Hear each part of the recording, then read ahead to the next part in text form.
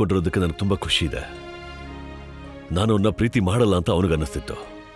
ನಾನು ಅವನ ಜೊತೆ ಹೊರಟಾಗಿ ಯಾಕೆ ನಡ್ಕೋತಿದ್ದೆ ಅಂದ್ರೆ ಅವನು ತನ್ನ ಕರಿಯರ್ ಮೇಲೆ ಸರಿಯಾಗಿ ಫೋಕಸ್ ಮಾಡ್ಲಿ ಅಂತ. ಹಾಗೆ ಸಮರ್ಥ್ ಬೇರೆಯವ್ರಿಗಿಂತ ಭಿನ್ನ, ಆದ್ರೆ ಯಾರಿಗೂ ಕಡಿಮೆ ಇಲ್ಲ. ಈ ಏಜ್ ಅಲ್ಲಿ ಡಿಸ್ಟ್ರಾಕ್ಟ್ ಆಗೋದು ತುಂಬಾನೇ ಸುಲಭ ಅನುಪಮ. ತನ್ನ ಕೆಲ್ಸದ ಮೇಲೆ ಗಮನ ಕೊಟ್ರೆ ತುಂಬಾ ಮುಂದೆ ಹೋಗ್ತಾನವನು. ಆದ್ರೆ ಈಗೇನಾದ್ರೂ ಎಡವಿದ್ರೆ ಜೀವನ ಪೂರ್ತಿ ಎಡವುತ್ತಾನೆ ಇರ್ತಾನೆ. ನಾನು ಸರಿಯಾಗಿ ಹೇಳಿದೆ ಅಲ್ವಾ? ಹಾ, ಅಪ್ಪನ ಸ್ಥಾನದಲ್ಲಿ ಇದ್ದು ಇವ್ರು ಈ ಚಿಂತೆ ಮಾಡ್ತಾ ಇರೋದು ಸರಿಯಾಗಿದೆ. ಸಮರ್ಥ್ ಈಗ ಕೇವಲ ತನ್ನ ಕೆಲಸದ ಮೇಲೆ ಗಮನ ಕೊಡಬೇಕು. ದೇವ್ರ ದಯೆಯಿಂದ ನಂದಿನಿ ಅವನ ಜೀವನದಲ್ಲಿ ಬರೋದ್ರಿಂದ ಅವನ ಕೆಲಸದ ಮೇಲೆ ಯಾವ ಪರಿಣಾಮನೂ ಬೀರಬಾರ್ದು. ಆದರೆ ಅವರಿಬ್ಬರ ಬಗ್ಗೆ ಇವ್ರಿಗೆ ಗೊತ್ತಾಗುತ್ತಲ್ಲ, ಆಗ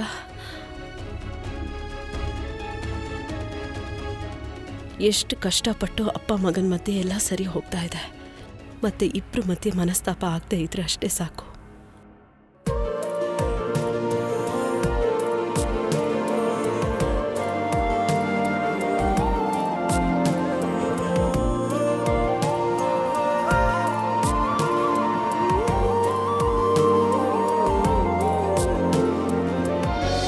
ಸಮರ್ಥ್,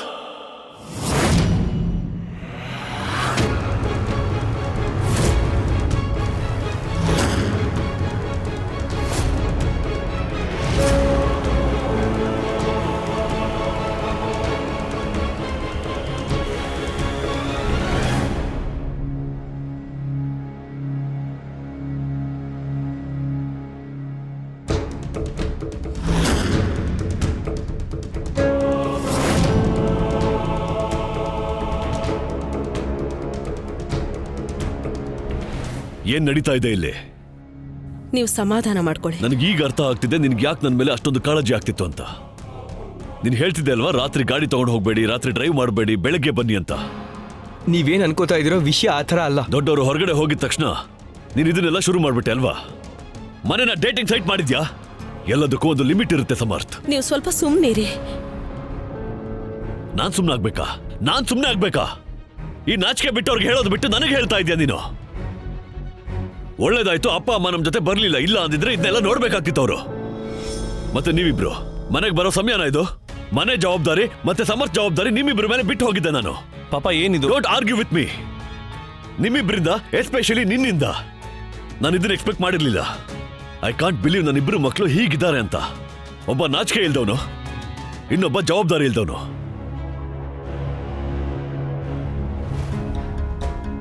ನೀವೀಗ ಸುಮ್ಮನೆ ಇದ್ಬಿಡಿ. ಸುಮ್ಮನೆ ಇರೋದ್ರಿಂದ ಏನಾಗುತ್ತೆ?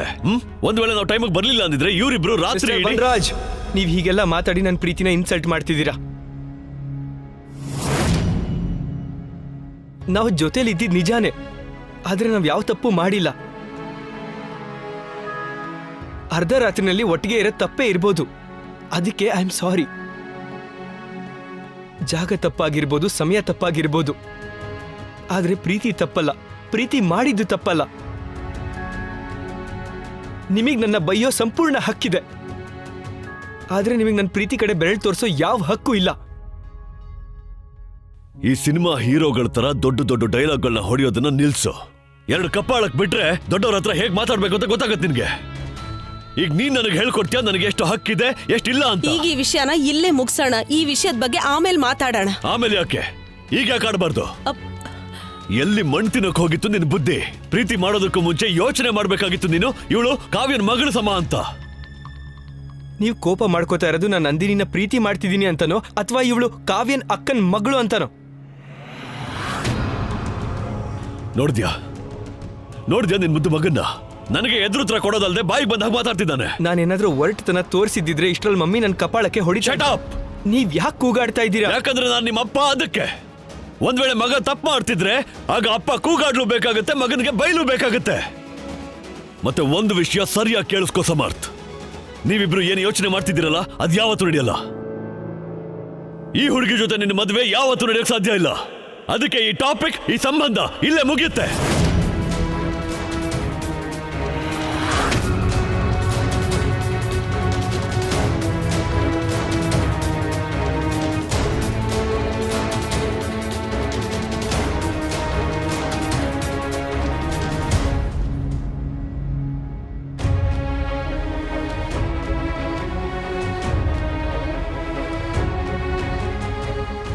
ಯಾಕೆ?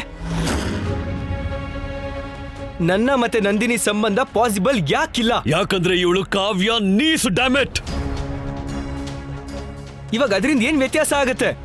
ಕಾವ್ಯಂಗ್ ನಮ್ ಸಂಬಂಧ ಕಟ್ಕೊಂಡು ಏನಾಗ್ಬೇಕಾಗಿದೆ? ಇದನ್ನೇ ನಾನು ತಿಳ್ಕೋಬೇಕಿದೆ. ನಂದಿನಿ ಮತ್ತು ಸಮರ್ಥ ಸಂಬಂಧಕ್ಕೂ ಕಾವ್ಯಗೂ ಏನ್ ಸಂಬಂಧ?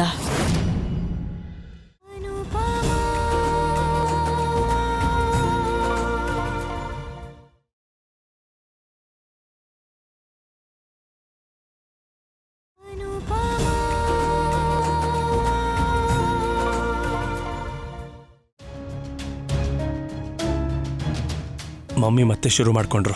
ಮಮ್ಮಿ ಅವ್ರ ಮಗನ ಪರವಾಗಿ ನಿಂತಿದ್ದಾರೆ ತುಷಾರ್.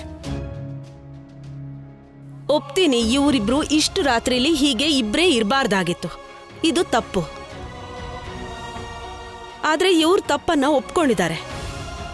ನಿಮ್ಗೆ ಇವ್ರನ್ನ ದಂಡಿಸೋ ಸಂಪೂರ್ಣ ಅಧಿಕಾರ ಇದೆ. ಆದ್ರೆ ಈ ವಿಷಯನ ನೀವು ಎಲ್ಲಿಂದ ಎಲ್ಲಿಗೆ ತಗೊಂಡು ಹೋಗ್ತಿದ್ದೀರಾ? ನನ್ಗೆ ಈ ಸಂಬಂಧದಿಂದ ಯಾವ ತೊಂದರೆನೂ ಇರ್ಲಿಲ್ಲ, ಈಗ್ಲೂ ಇಲ್ಲ. ಆದ್ರೆ ನನ್ಗೆ ಇದು ಮಾತ್ರ ಅರ್ಥ ಆಗ್ತಿಲ್ಲ, ಕಾವ್ಯಾಗೆ ಈ ಸಂಬಂಧ ಕಟ್ಕೊಂಡು ಏನಾಗ್ಬೇಕಾಗಿದೆ? ಅಂದ್ರೆ ನಿನ್ಗೆ ಇವರಿಬ್ರ ಸಂಬಂಧದ ಬಗ್ಗೆ ಗೊತ್ತಿತ್ತಾ? ಹಾ, ನನಗ್ ಗೊತ್ತಿತ್ತು. ಹಾಗಾದ್ರೆ ನೀನ್ ನನಗೆ ಯಾಕೆ ಹೇಳಲಿಲ್ಲ? ನೀವು ಕೂಡ ನನ್ಗೆ ಹೇಳಿರ್ಲಿಲ್ವಲ್ಲ ಅವತ್ತು ತುಷಾರ್ ಮತ್ತೆ ಖುಷಿ ಸಂಬಂಧದ ಬಗ್ಗೆ ನಿಮಗ್ ಗೊತ್ತಾದಾಗ. ಹೇಳು ಹೇಳು, ಯಾರ ಹುಡುಗಿ? ಹೇಳು ಹೇಳು. ಅಪ್ಪ ಏನು ಹೇಳಲ್ಲ, ಹೇಳು. ಮಮ್ಮಿ, ಪಪ್ಪನ್ಗೆ ಆಲ್ರೆಡಿ ಗೊತ್ತಿದೆ, ನಾನು ಅವ್ರಿಗೆ ಹೇಳಿದ್ದೀನಿ. ತುಷಾರ್ ತನ್ನ ಮನ್ಸಿನ ಮಾತನ್ನ ನಿಮ್ ಹತ್ರ ಹೇಳ್ದ. ಹಾಗೆ ನೀವು ಖುಷಿಯಿಂದ ಇವ್ರ ಸಂಬಂಧನ ಒಪ್ಕೊಂಡ್ಬಿಟ್ರಿ. ಈಗ ನೀವು ಸಮರ್ಥಗೂ ಯಾಕೆ ಆ ರೀತಿ ಮಾಡಕ್ಕಾಗಲ್ಲ? ಇವತ್ತಿನ ಕಾಲದಲ್ಲಿ ಮಕ್ಕಳು ತಮ್ಮ ಅಪ್ಪಮ್ಮನ ಏನೂ ಕೇಳಲ್ಲ, ಎಲ್ಲ ಮುಚ್ಚಿಟ್ಬಿಡ್ತಾರೆ. ನಾವು ಖುಷಿ ಪಡ್ಬೇಕು, ನಮ್ಮ ಮಕ್ಕಳು ನಮ್ಮ ಹತ್ರ ಎಲ್ಲ ವಿಷಯ ಹೇಳ್ತಾರೆ ಅಂತ. ತುಷಾರ್ ತನ್ನ ಪ್ರೀತಿ ವಿಷಯನ ನಿಮ್ ಹತ್ರ ಹೇಳ್ದ, ಸಮರ್ಥ್ ನನಗೆ ಹೇಳ್ದ. ನಿನಗನ್ಸುತ್ತ ನಾವು ಸರಿಯಾದ ಟೈಮ್ಗೆ ಬರ್ದೇ ಇದ್ದಿದ್ರೆ ಆಗ ಇವರಿಬ್ರು ಏನು ತಪ್ಪು ಮಾಡ್ತಿರ್ಲಿಲ್ಲ ಅಂತ? ಹಾ, ಅನುಪಮ ಇವ್ರನ್ನ ತಡೆಯೋದಕ್ಕೆ ಇಲ್ಲಿ ಯಾರು ಇರ್ಲಿಲ್ಲ. ಇಲ್ಲಿ ಇವರು ತಪ್ಪು ಮಾಡೋದನ್ನ ತಡೆಯೋದಕ್ಕೆ 2 ವಿಷಯ ಇತ್ತು, ಇದೆ, ಮತ್ಯಾವಾಗ್ಲೂ ಇರುತ್ತೆ.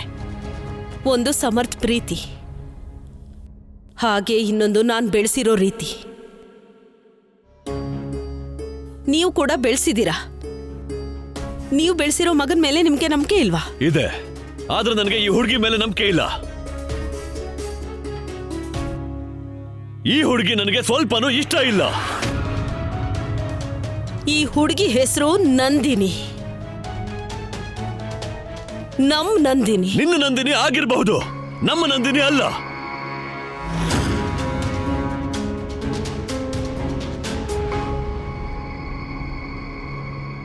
ಮಗಳೇ ನಂದಿನಿ, ನಿನ್ ಮನೆಗೆ ಹೋಗು.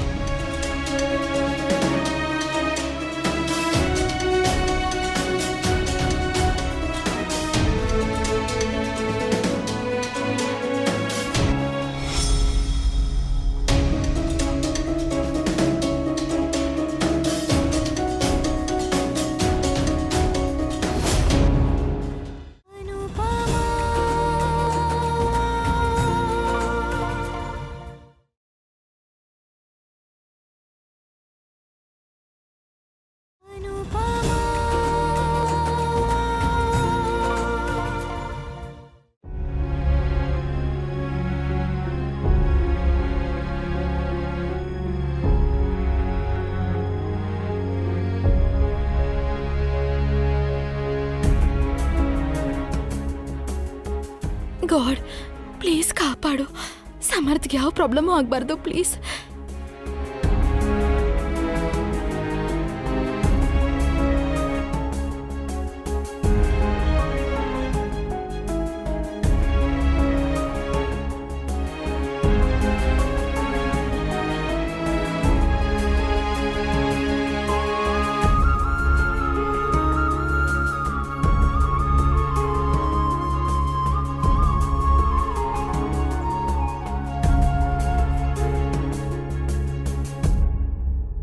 ನಿಮ್ಗೆ ನಂದಿನಿ ಇಷ್ಟ ಇಲ್ಲ ಅಂತ ನೀವು ನನ್ನ ಹತ್ರ ಹೇಳಿದ್ದು ನನಗೆ ನೆನಪಿದೆ.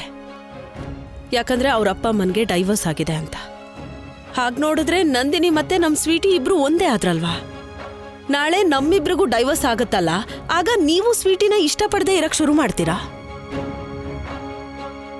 ಅಲ್ಲ, ಏನ್ ದೋಷ ಇದೆ ನಂದಿನಿಲಿ? ಏನ್ ಕೊರತೆ ಇದೆ ಅವಳಲ್ಲಿ? ಇಷ್ಟೇ ಅಲ್ವಾ ಅವ್ರ ಅಪ್ಪ ಅಮ್ಮನ್ಗೆ ಡೈವರ್ಸ್ ಆಗಿದೆ ಅನ್ನೋದು. ಅದು ಅಲ್ದೆ ಈ ಕೊರತೆ ನಾಳೆ ಸಮರ್ಥಗೂ ಆಗತ್ತೆ. ನೀನ್ ಯಾಕೆ ನಂದಿನಿ ಪರ ವಹಿಸ್ಕೋತಿದ್ಯಾ? ನೀವು ಸುಮ್ನೆ ರಾದ್ದಾಂತ ಯಾಕೆ ಮಾಡ್ತಿದ್ದೀರಾ? ರಾದ್ದಾಂತ ಮಾಡೋದು ಹೊರಗಿನವ್ರ ಕೆಲ್ಸ, ಅವ್ರದನ್ನ ಮಾಡ್ಕೊಳ್ಳಿ ಬಿಡಿ. ಅಪ್ಪ ಅಮ್ಮನ ಕೆಲ್ಸ ಮಕ್ಳಿಗೆ ಅರ್ಥ ಮಾಡಿಸೋದು, ಅವ್ರನ್ನ ಅರ್ಥ ಮಾಡ್ಕೊಳ್ಳೋದು, ಅವ್ರ ಜೊತೆ ನಿಲ್ಲೋದು. ಗೊತ್ತಿಲ್ಲ ಇವರಿಬ್ರು ಇನ್ನೇನೇನ್ ಎದುರಿಸ್ಬೇಕಾಗತ್ತೋ, ಯಾರ್ಯಾರನ್ನ ಎದುರಿಸ್ಬೇಕಾಗುತ್ತೋ. ಕನಿಷ್ಠ ನಾವಾದ್ರೂ ಇವ್ರ ಪರವಾಗಿ ನಿಲ್ಬೋದಲ್ವಾ? ಓ ಗಾಡ್, ಅಲ್ಲೇನ್ ನಡೀತಿರ್ಬೋದು? ಎಲ್ಲ ನನ್ನಿಂದಾನೆ, ಎಲ್ಲ ನನ್ನಿಂದ. ನಮ್ಮ ಮಕ್ಳ ಪರವಾಗಿ ನಾವ್ ಯಾಕೆ ನಿಲ್ಲಕ್ಕಾಗಲ್ಲ? ಅವ್ರ ಸಂತೋಷ ನೋಡಿ ನಾವ್ ಯಾಕೆ ಸಂತೋಷ ಪಡಕ್ಕಾಗಲ್ಲ? ಸಮರ್ಥ ನಂದಿನಿ ಜೊತೆ ಖುಷಿಯಾಗಿದ್ದಾನೆ ಅಂದ್ಮೇಲೆ ನೀವ್ ಈ ಸಂಬಂಧದಿಂದ ಯಾಕೆ ಖುಷಿಯಾಗಿಲ್ಲ? ಯಾಕಂದ್ರೆ ನನಗೆ ಈ ಸಂಬಂಧ ಇಷ್ಟ ಇಲ್ಲ. ಆದ್ರೆ ನನಗಿಷ್ಟ ಇದೆ. ಈ ಸಂಬಂಧನು ಹಾಗೆ ನಂದಿನಿ ಕೂಡ.